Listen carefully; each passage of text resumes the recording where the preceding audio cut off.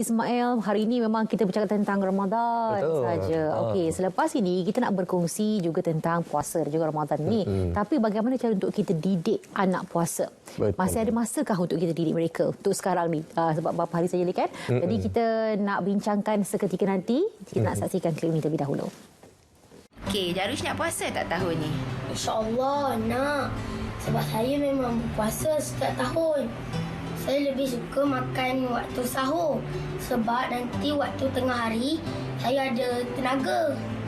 Kita kena puasa sebab puasa itu wajib bagi orang Islam. InsyaAllah boleh saya cuba berpuasa tahun ni. Mami Baba cakap kalau Awi dapat puasa tahun ni, Mami Baba nak bagi duit raya yang banyak. Okey, selamat menyambut Ramadan semua.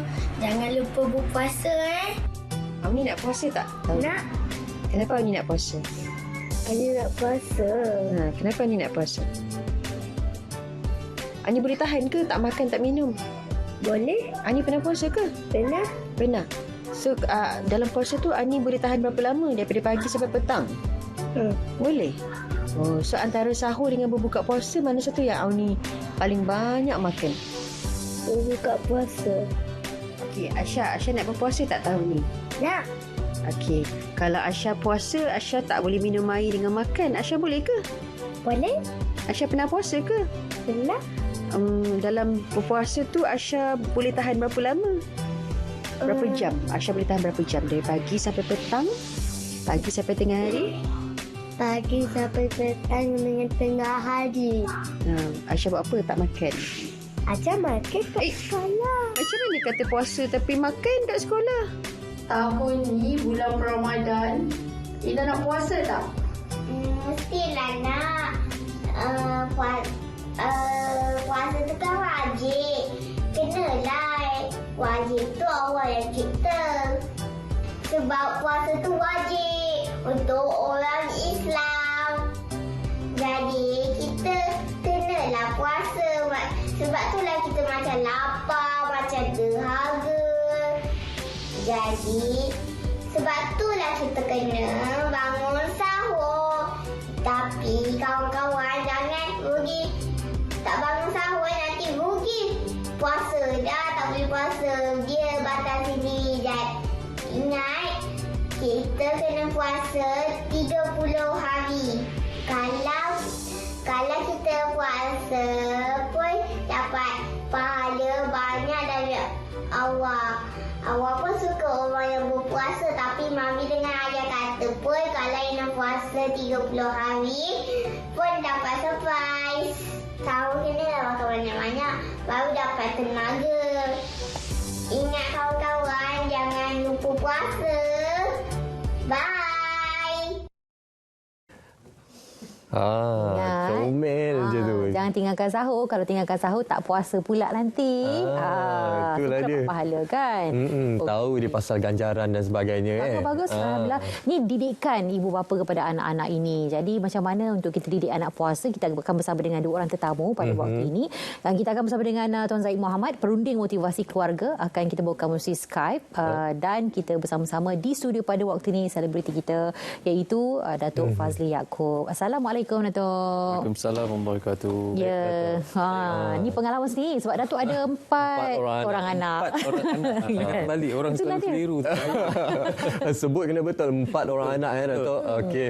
Tadi kita dah saksikan clipping berkenaan bagaimana anak-anak kecil menghadapi bulan puasa. Ada yang cakap kepentingan sahur, jangan lupa sahur, nanti kalau tak sahur tak boleh puasa. Jadi apa peranan ibu bapa dalam hal ini untuk kita mendidik anak-anak supaya mereka bersedia untuk bulan puasa ini? Baik, macam saya dengan 4 orang anak ini, saya melalui proses mendidik dan juga mengatur perjalanan puasa 4 kalilah. Termasuk anak saya yang kecil ini baru 4 tahun tapi saya sedang mendidik dia bahawa abang-abang dia berpuasa.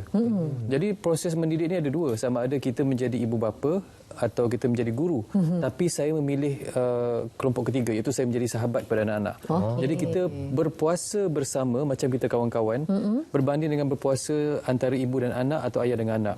Apabila saya berpuasa dengan anak-anak ini sebagai sahabat, bermakna kita melalui proses niat sebulan puasa sama-sama, kita solat sama, tarawih sama, khatam bersama. Jadi dia tidak rasa seperti dia dihukum ataupun diperhatikan untuk mencari salah. Tapi dia merasakan bahawa dia ada sahabat. Jadi macam anak sulung saya itu, Faris, dah masuk 12 tahun Alhamdulillah. Dia dah berpuasa seawal usia 5 atau 6 tahun masa tu. Jadi bukan dia tak puasa yang yang mana puasa dengan puasa pagi pukul 1 dah buka tudung periuk. Ada je masanya. Tapi apa yang saya buat, mendidik itu saya lakukan 2 kali. Bermakna pendidikan sebelum puasa dan ketika Ramadan itu berlangsung. Sebelum puasa kita ajarlah apa yang perlu, tapi anak-anak ni mereka perlu diasuh dan dididik selalu. Ketika berlakunya Ramadan, saya berpuasa dengan Faris ni, jadi saya adakan sistem ganjaran. Dan kalau saya pernah buat sistem ganjaran sebulan, tapi macam terlalu lama untuk mereka menunggu. Dan anak-anak ini ada kalanya kesabaran mereka macam kita. Dia menunggu 30 hari itu rasa macam lama sangat. Jadi apa yang saya buat dengan anak-anak, saya kata ada ganjaran mingguan. Jadi setiap hari kalau mereka puasa penuh, mereka akan dapat bintang. Dan kalau mereka bersahur, mereka akan dapat bintang juga. Kalau mereka lupa sahur, akan dapat titik merah, bermakna kuranglah poinnya. Jadi setiap hari tersebut, kalau puasa penuh, mereka akan dapat 1 poin sistem, di mana selepas minggu, mereka akan dapat buka kotak hadiah. Jadi kotak hadiah ni mereka boleh buka bergantung kepada berapa lama mereka berpuasa, berapa kali mereka sahur, berapa banyak mereka tarawih.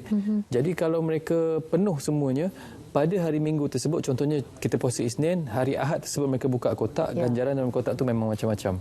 Daripada mainan, daripada duit, daripada dia punya point untuk game dia, daripada dia punya gula-gula yang biasa tak bagi anak-anak makan. Jadi mereka merasakan bahawa ganjaran itu lebih dekat untuk mereka capai berbanding dengan tunggu sebulan baru dapat. Jadi itu yang saya buat selama ni. Jadi anak yang keempat ni, yang perempuan ni lain sikit lah. Jadi sebab abang-abang mereka berpuasa, abang dia berpuasa tu, dia dah mula tanya, habis kalau abang puasa, adik tak payah puasa lah, adik perempuan, adik period. Dia dah dengar mak dia cakap, dia dah dengar apa ni, aunty dia bercakap. So dia dah dalam kepala dia period, tak boleh puasa. Jadi saya nak kena mendidik semula benda tu. Punyalah bijak kecil-kecil dah ni dah. Okey, baik, pada waktu ini dalam masa yang sama seperti yang kita sebutkan, kita juga bersama dengan perunding motivasi keluarga, itu Tuan Zaid Muhammad. Assalamualaikum, selamat pagi. Lama tak berjumpa, Tuan Zaid. Waalaikumsalam. Betul, lama Hani dan Munawar. Maaf, saya ada program kat Alostar, so tak sempat balik. Tak apa. Yang paling penting dari kejauhan tetap nak berikan kita input ilmu pada pagi ni, macam mana nak didik anak berpuasa. Okey, mungkin perkongsian awal daripada Tuan Zaid sendiri, bagaimana untuk kita mendidik anak untuk berpuasa ni. Kita tinggal sehari 2 saja lagi ni, sempat ke? Ya, betul. InsyaAllah sempat. Itulah, saya rasa banyak dah yang Datuk dah share tu, banyak very good tips lah, menarik sekali. Dan saya setuju dengan cara Datuk. Kita pertama sekali kita kena faham bahawa puasa ni adalah rukun Islam, dan dia lebih bawah sikit pada solat. Jadi ramai antara kita kadang-kadang ajar nak puasa sampai puasa lebih pada solat, itu satu pandangan yang tak betul. Pertama sekali kita, sebab solat dia ada umur tertentu yang Rasulullah SAW ajar, iaitu daripada umur 7 tahun dan seterusnya. Tapi puasa tak ada. Jadi puasa ni dia bergantung kepada kemampuan anak itu sendiri. Nombor 1 lah, paling penting sekali, lihat kemampuan anak kita. Sebab kemampuan anak kita, nafsu dia lain, dia kental sikit, dia banyak elah sikit. Jadi kita apa-apa pun, apa perangai anak pun, kita kena ada hikmah lah. Hikmah dan kasih sayang dalam ajar anak berpuasa. Kena lihat kemampuan. Ini di antara ramai kesilapan ibu bapa lah. Dia seolah-olah rasa dah puasa kena go all the way. Tak boleh. Sebab puasa ni dia latihan jiwa. Dan yang kedua paling penting ialah kita kena terangkan kenapa kena berpuasa tu dulu.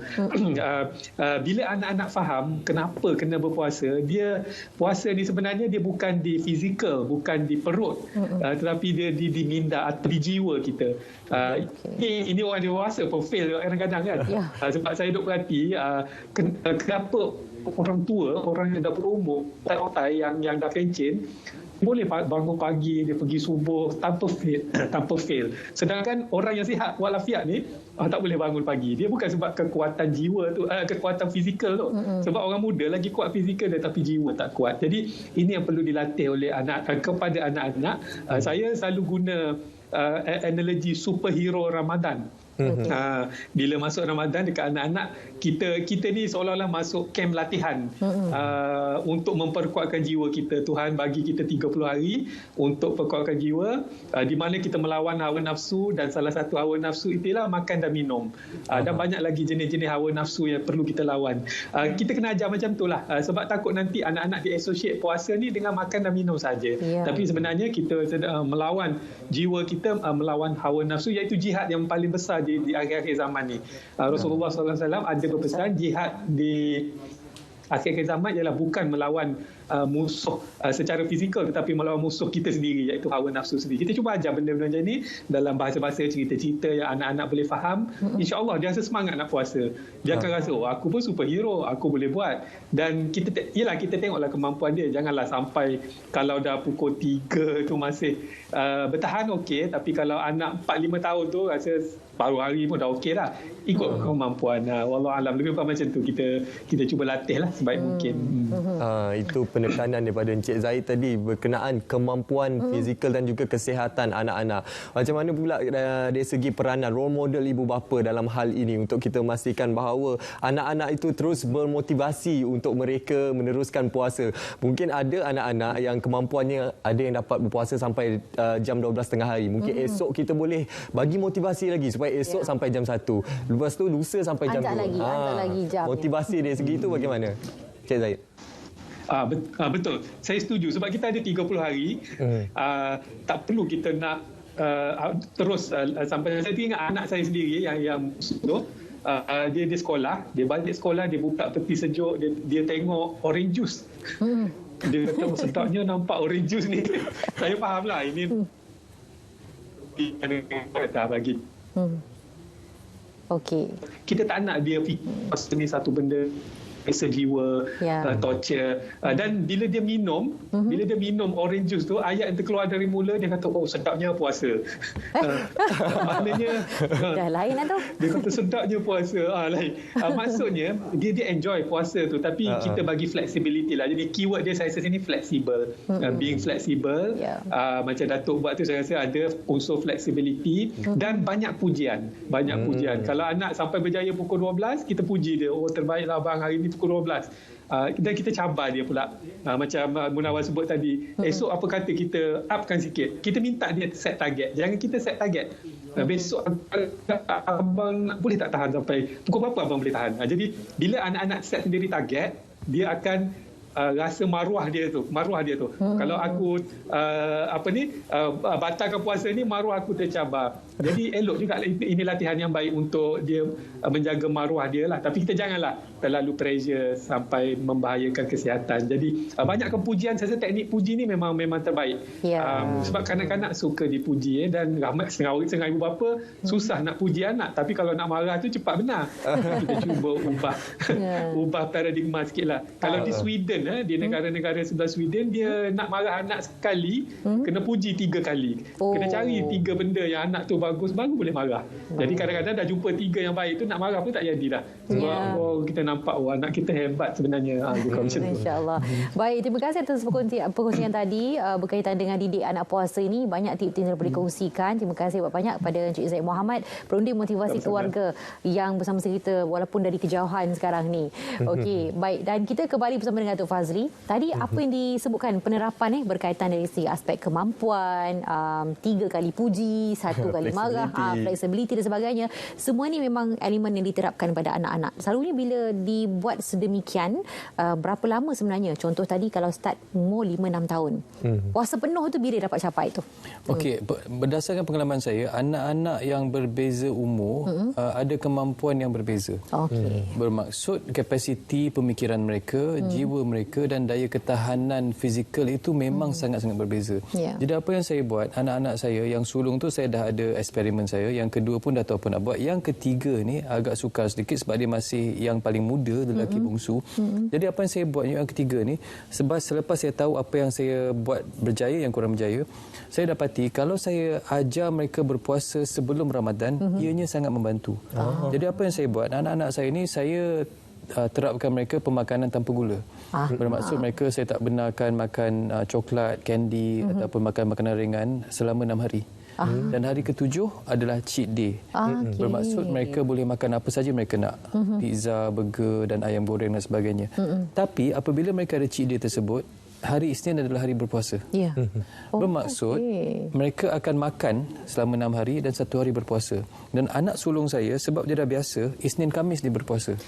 Ini sebelum Ramadan. Jadi apabila kita melatih jiwa, keadaan mereka dan apa yang mereka tengok sebelum Ramadan, Ramadan tu akan menjadi insya-Allah Allah tegal biasa. Jadi anak saya yang paling bongsu, yang lelaki ni, Virus ni, dia memang suka makan.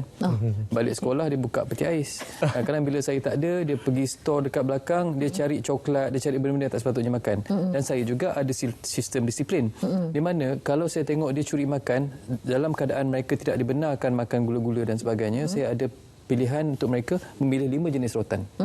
Daripada paling tebal ke paling nipis.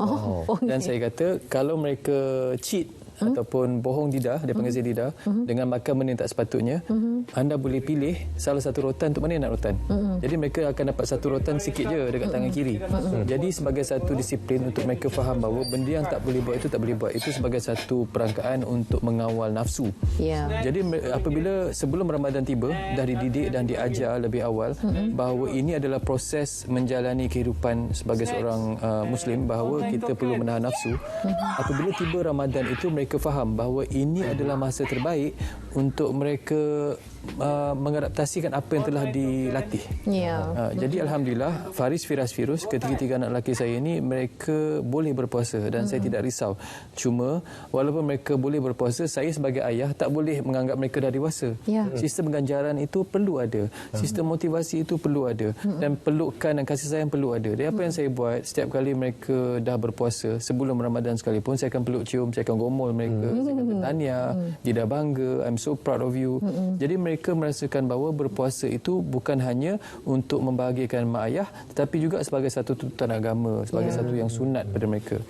Jadi dengan mendidik mereka tanpa mengambil gula, yang kedua saya mendidik mereka juga untuk mengawal diri supaya apabila berpuasa itu solat kena jaga perkara-perkara yang dilihat, yang dibuat. Dan saya juga ada sistem di mana ketika mereka berpuasa, mereka tak boleh main game. Jadi benda-benda macam tu saya dah didik sebelum Ramadan. Itu antara pendekatan yang diambil oleh Datuk sendirilah untuk mendidik anak-anak, dan juga sistem disiplin yang diterapkan juga sangat membantu mereka untuk persiapan bulan Ramadan ini. Dan satu lagi aspek, Datuk, antaranya cabaran untuk mengejutkan anak waktu sahur tu. Bagaimana kita nak jadikan sahur tu waktu menarik supaya mereka tak nak bangun sahur, tak nak sebab cakap dah kenyang lah. Sebab sekarang ni waktu Ramadan ialah waktu sekolah juga. Jadi apa antara hasil-hasil makanan yang perlu disediakan oleh ibu bapa untuk memastikan mereka kekal bertenaga di sekolah sepanjang hari? Dia sebenarnya sahur ini merupakan satu proses sangat penting dalam pemakanan, dan sebagai tukang masak, apa yang saya buat, saya pastikan anak saya itu paling penting cukup nutrien supaya mereka bertenaga sepanjang hari. Dan memang betul nak mengejut anak di bulan puasa ni sukar. Kita pun kadang-kadang dewasa kalau banyak kerja malam, nak bangun sahur pun kita boleh skip. Kita boleh rasa macam tak apalah, tak payah bangun sahur, kita sahur awal. Dan apa yang saya buat dengan anak-anak, memang ada ketikanya bunyi agak kejam lah. Saya kejut cara baik. Lepas tu kali kedua saya peluk, tak bangun juga. Kali ketiga pun saya tinggikan suara macam tak bangun. Arwah ayah saya pernah buat benda pada saya sampai umur saya 14-15. Apa yang kita buat, kita ambil air sejuk, letak dalam baldi ke dalam cawan ke, kita renjis kat muka. Selawat sikit, renjis kat muka 3 kali, dia akan terkejut. Jadi bila terkejut dia akan bangun. Dan saya ni jenis dukung anak. Anak saya yang sebesar besar Faris tu, saya dukung sampailah anak saya yang kecil tu. Jadi kadang-kadang bila sahur tu kalau dia tak dapat bangun, memang saya dukunglah sampai letakkan dekat meja.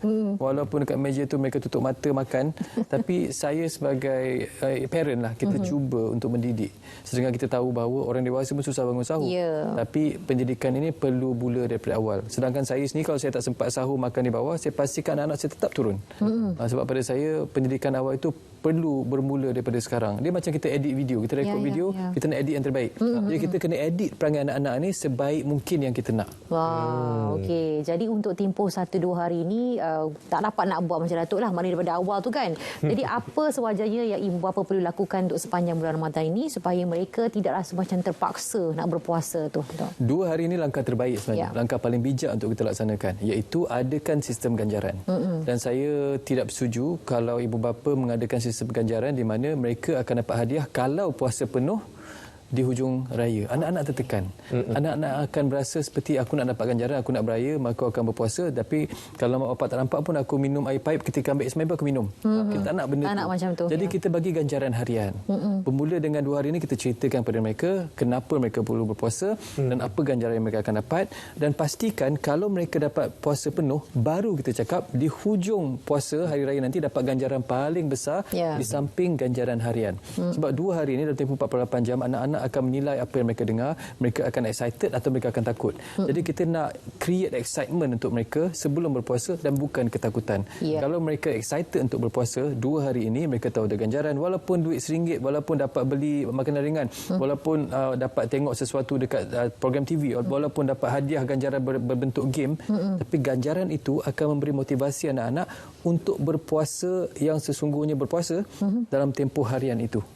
Jadi 2 hari ini sangat penting sebenarnya untuk ibu bapa. Itu dia. Persediaan 2 hari sebenarnya. Jadi kita sebagai ibu bapa perlu memahami, perlu memberi pencerahan kepada anak-anak bahawa puasa ini bukan sekadar kita tak makan, tak minum semata-mata. Tapi kita perlu memberi pencerahan yang jelas kepada anak-anak supaya mereka memahami apa sebenarnya maksud puasa dan ganjaran hikmah di sebalik puasa tersebut. Dan tidak terlewat untuk kita mendidik anak-anak ini. Jadi kita ucapkan sambung jaya juga kepada Datuk, sebab Datuk dah ada 3 anak bujang dah dilatih tu. Sekarang tinggal yang anak perempuan pula. Betul. Jadi bila dah dapat result tu, Datuk share dengan kami. Itulah, saya pun tak sabar nak train dia bahawa bila dia kata Dida, adik period. Alamak. Macam okeylah. Macam mana Nak kena aturkan balik. Apapun, terima kasih Datuk dapat bersama kami pada waktu ini berkongsi tentang didik anak puasa, dan pastikan anda juga terus sama-samalah dengan tip-tip yang telah dibawakan oleh tetamu-tetamu kita. Anda boleh aplikasikan dalam keluarga anda. Dan kita